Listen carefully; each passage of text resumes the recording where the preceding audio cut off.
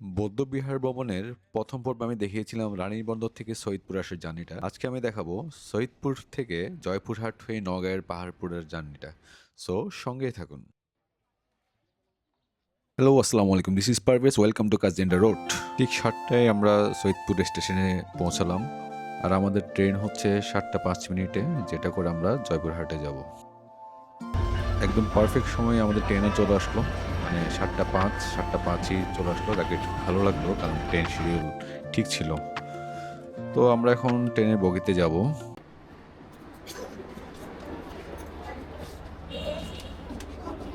Excuse me,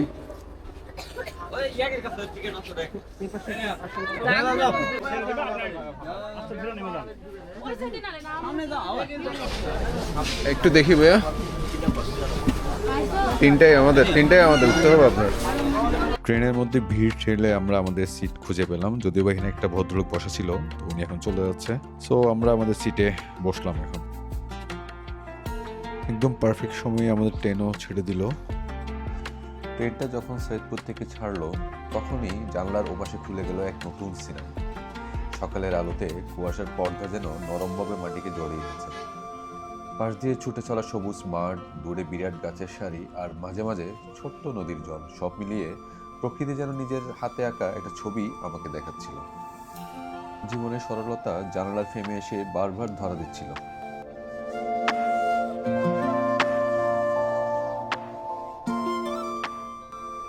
ট্রেনের ছন্দ আর বাতাসের সুর মিলিয়ে এক অদ্ভুত শান্তি তৈরি হচ্ছিল। মনে হচ্ছিল পৃথিবীটা যেন একটু ধীরে চলছে, আর আমি শুধু সেই গল্পটা ক্যামেরায় ধরে রাখছি।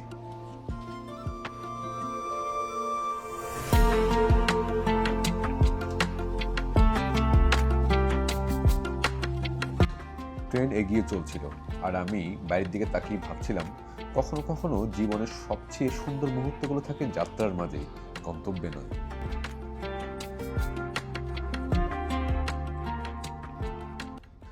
দেখতে দেখতে আমরা জয়পুরহাট স্টেশনে পৌঁছালাম।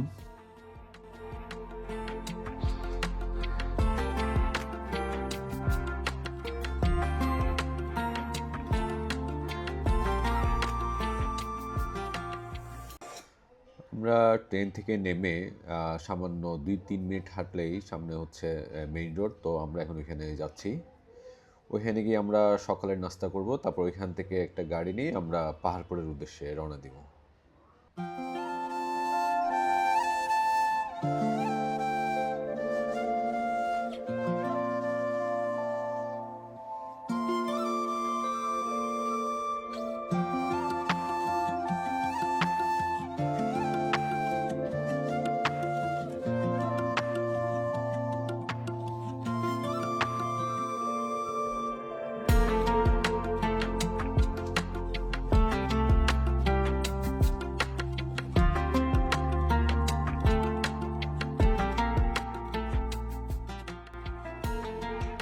আমরা জয়পুরহাট জেলা শহরে আসলাম।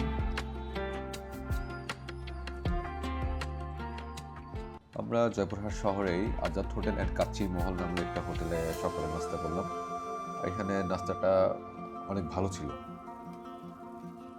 এখন আমাদের একটা চা খাওয়া দরকার।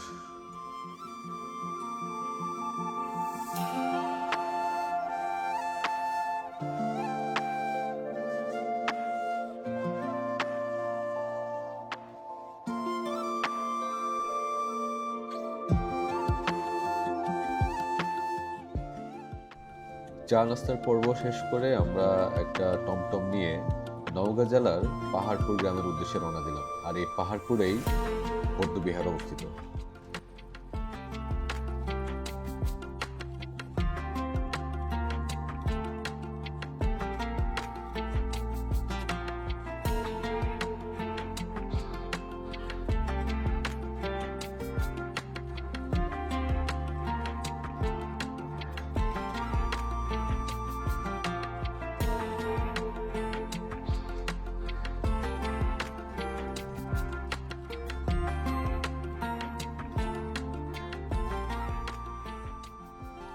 ফাঁকা রাস্তা, দুপাশে সবুজ, আর মুখে লাগা বাতাসের ঠান্ডা ছোঁয়া, মনে হচ্ছিল প্রকৃতি যেন নিজেদের মতো করে আমাকে স্বাগত জানাচ্ছে।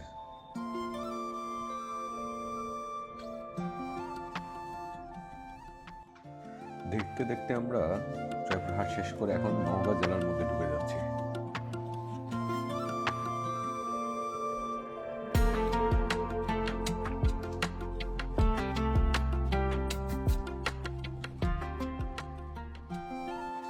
আমরা এখন পাহাড়পুর গ্রামে এসে পৌঁছালাম। দূরে যখন পাহাড়পুরের লাল অংশটা চোখে পড়ল, মনে হলো ইতিহাস আর শান্তির কাছে আস্তে আস্তে পৌঁছেই যাচ্ছে।